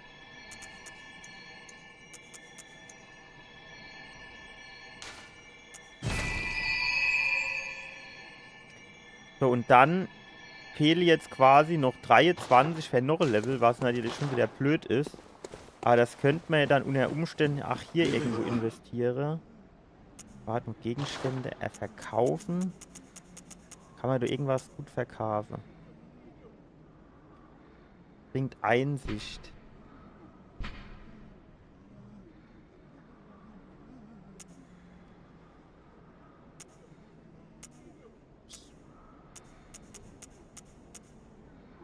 Da habe ich jetzt nicht so viel, was ich verkaufen kann, wenn man ehrlich ist, ne? Das kann man theoretisch. Guck mal, ist jetzt. Ey, Kurl bringt 160? Oder kriege ich da jetzt 17 Stück? Ne, die 17 heißt, ich hab 17. Und eine Kugel kostet 160. Was ist denn das für ein Wucher? Oder ist das irgendwie 10er-Pack oder sowas? Und eine Blutfiol. Ne, warte, bin ich beim. Ne, ich bin bei Kaufen. Kann doch nicht Sinn, dass Blutfiole 180 kostet, oder? Das finde ich ein bisschen heftig.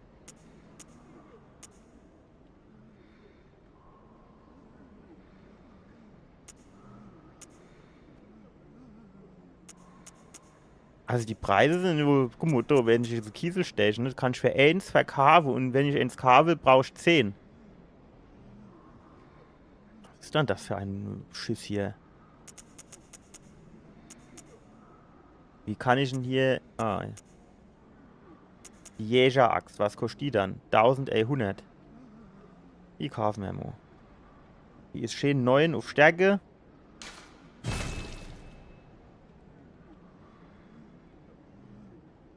Jetzt haben wir natürlich nicht mehr viel. Ja, das reicht für 5 Stück. Nee. Jetzt tun wir mal hier... Tun wir mal die Jäger-Axt aus, dingen sie. Gucken wir mal, was soll denn...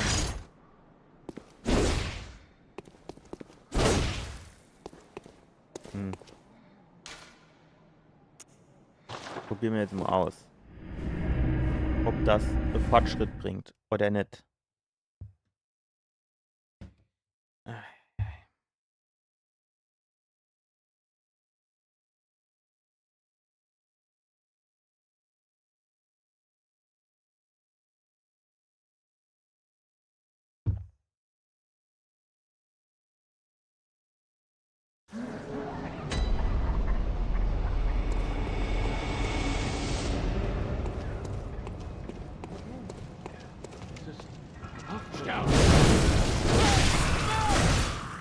Den 2 Schläge ist schon mal gut, aber die ist schon relativ langsam, ne? Also muss man sich auch jetzt erst mal so schneller. Muss man sich dann auch zuerst mal dran gewöhnen.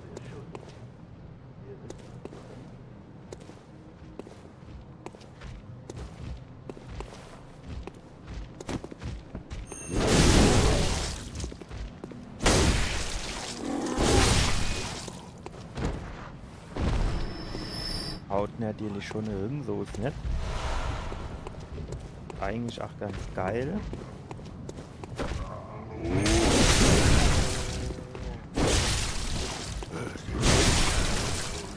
Das kann er mir doof für mein Ding aufzufüllen. Ist halt echt jetzt gewöhnungsbedürftig, ne? Aber die haut schon ganz gut drin, muss man sagen.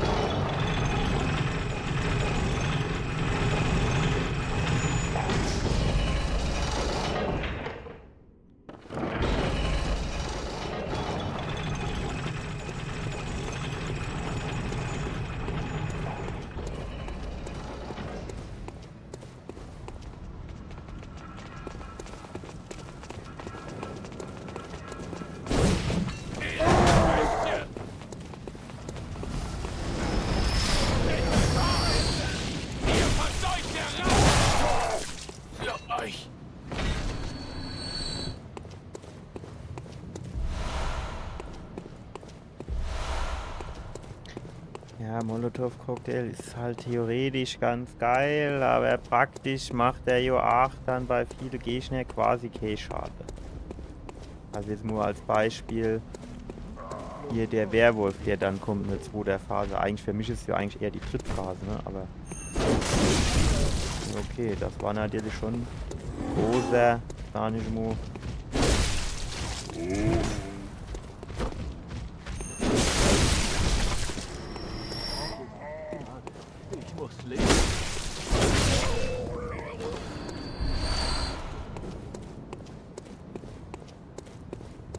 Ich weiß nicht, vielleicht habe ich ja einfach die falsche Waffe gehabt oder so. Klingt ja Sinn.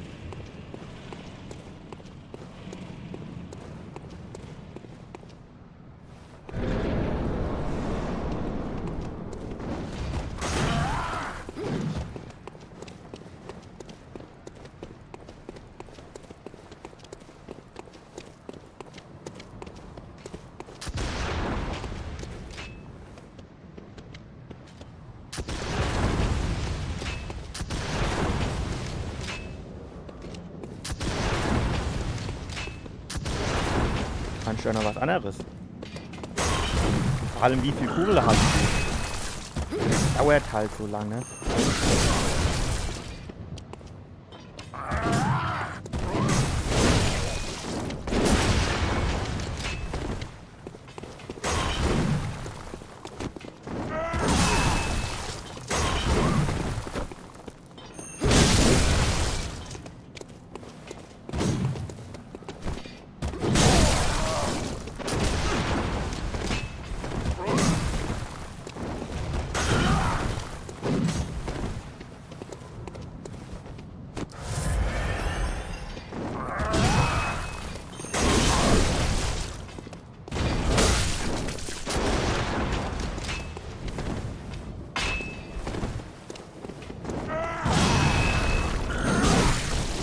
Er braucht so lang.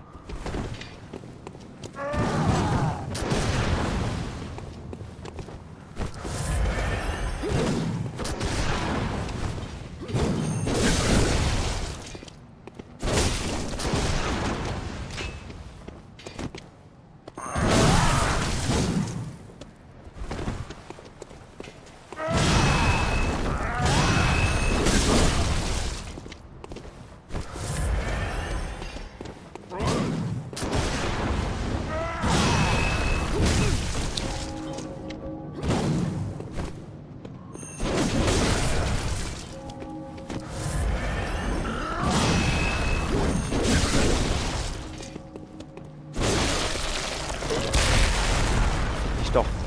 Wenn jetzt Motor runter. Hopp. Gas. Junge, gib Gas. Es ist nur die Frage, wie geht's weiter? Weil ich will dir nichts sagen. Ich will nicht, dass ich eine Karte gebe. Ich habe schon gedacht, normales Weglaufen reicht.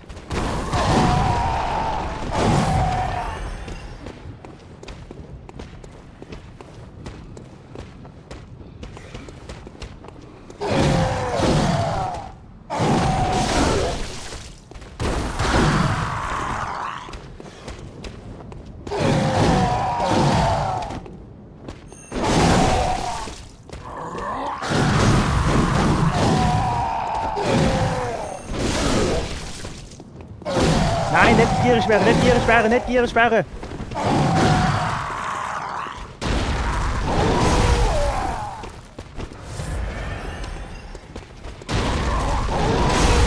Ja, ich sehe nichts.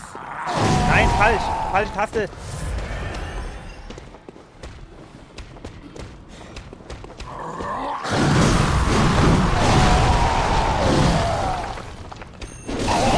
Ja, tschüss.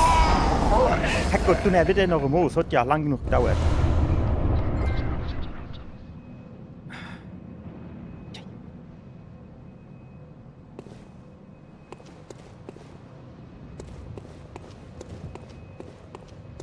Was ist das? Ah, das Lämpchen, geil.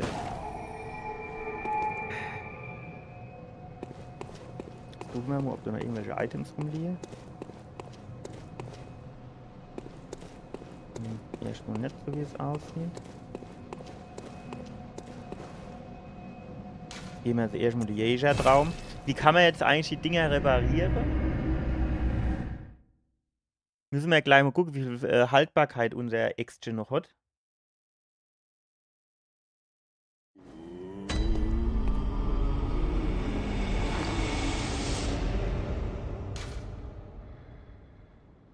Na gut, die hat jetzt noch viel Haltbarkeit, ne? Aber Willkommen da. Was für... Nun gut, lasst mich... so, jetzt tun wir mal gucken, dass wir die Ausdauer noch ein bisschen hochschrauben. Dann reicht es wieder nicht, ne? Machen wir Ausdauer, Vitalität, würde ich sagen. Noch eins kriegen wir nicht hin, ne? Da fehlen 200. Circa. Gegenstand erlangen. Man könnte jetzt natürlich nur noch ein paar Molotow-Cocktails kaufen.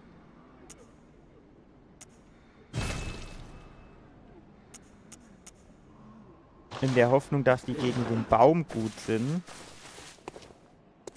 Aber nichtsdestotrotz wäre es schon auch interessant zu wissen, wie ich jetzt theoretisch... Was geht da ab? Um alte Jäger zur Hilfe zu holen. Okay. Warte mal. Also dieses Auge ist doch, glaube ich, Einsicht, ne? Und ich habe hier noch irgendwo 2 so Dinge. Wenn ich jetzt die verwende, wird die Einsicht mehr, oder? Ja. Okay, ich habe keine Ahnung, für was das gut oder nicht gut ist, aber ist egal. Dies war wie ihr so. Was ist du hinne?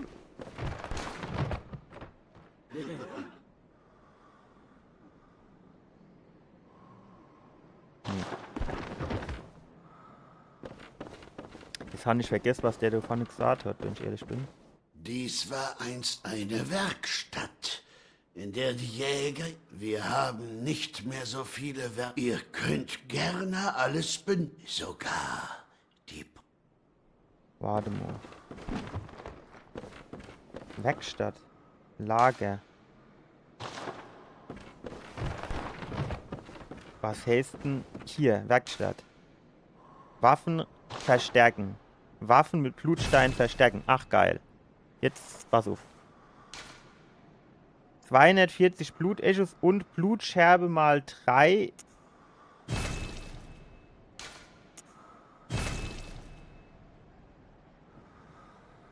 Ah, und die Pistolkammer abfahrt. Warte, wie geht denn das? Ja, scheiße, wenn ich das hätte ich die Pistole auch noch verbessert. Auf der anderen Seite. Das Hackeball wäre. Ja.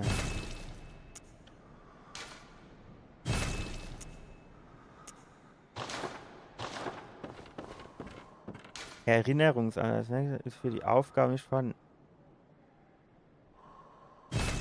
Okay.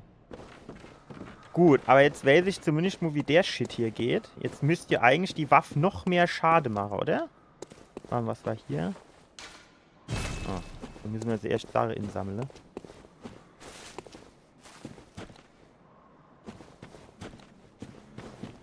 Jetzt könnte man hier theoretisch noch mit dem Molotow-Cocktail ausrüsten.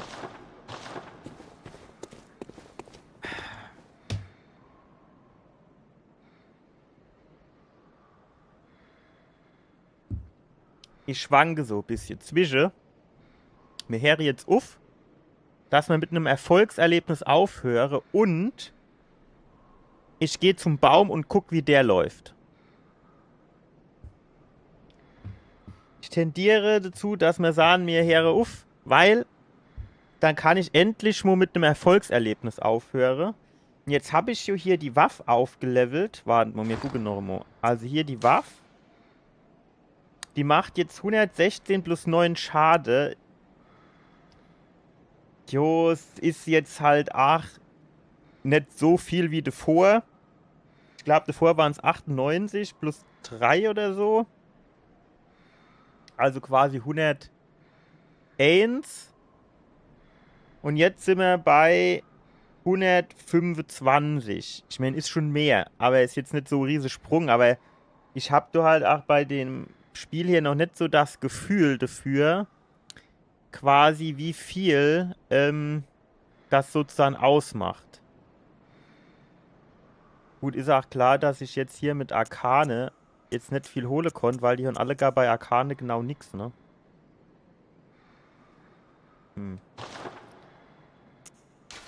Klamotte haben wir noch immer die gleiche Shit wie die ganze Zeit. Waffe. Ach, guck mal, Fackelhummer 8, die bringt mir jetzt gar nichts. Ja, aber da... Das ist schon immer Vorteil jetzt, ne? Wir haben ein bisschen mehr Vitalität. Sagen wir mal nochmal die Ausdauer ein bisschen hochgeschraubt. Was ist das hier? Ja. Die Einsicht, da weiß ich noch nicht so genau, was man dort mit machen kann. Gut. Nutze Einsicht und Leute, um andere Welten zu rufen. Also du kannst Unterstützung holen.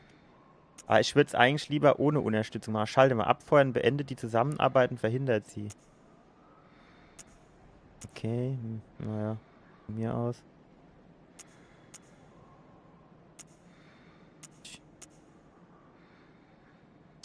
Mit der Ölurne kann man mal anzeigen. Wenn die Urne ihr Ziel trifft, wird das Ziel mit Öl getränkt und leicht entflammbar. Feuer ist auf der Jagd häufig in Gebrauch. Die Ölurnen unterstreichen seine Menge beim Verbrennen von Bestien, sind Jäger gelegentlich trunken vom Gefühl der Reinigung. Okay, von mir aus. Aber vielleicht wäre es ganz geil, wenn man jetzt quasi die Ölurne nehme, die Ölurne auf diesen Baum schmeiße und dann den Molotow-Cocktail hinterher. Das wäre halt vielleicht ganz geil. Also in meiner Gedankenwelt heißt Baum quasi schwach gegen Feuer. Ob das dann tatsächlich so ist, man weiß es nicht.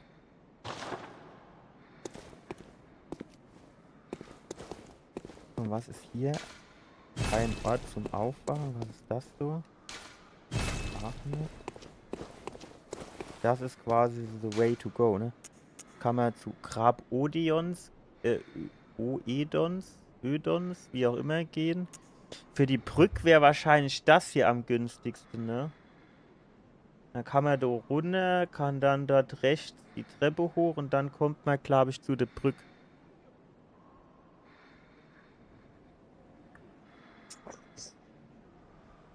Also sagen wir mal so, der Schade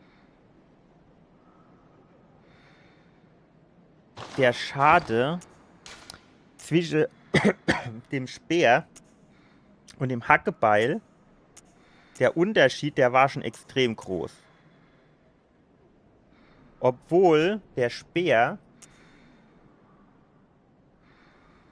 eigentlich nur 85 hat und das Hackebeil 90. Es hat jetzt aber minus 220. Ich weiß halt nicht, liegt das an der Haltbarkeit oder an irgendwas anderem?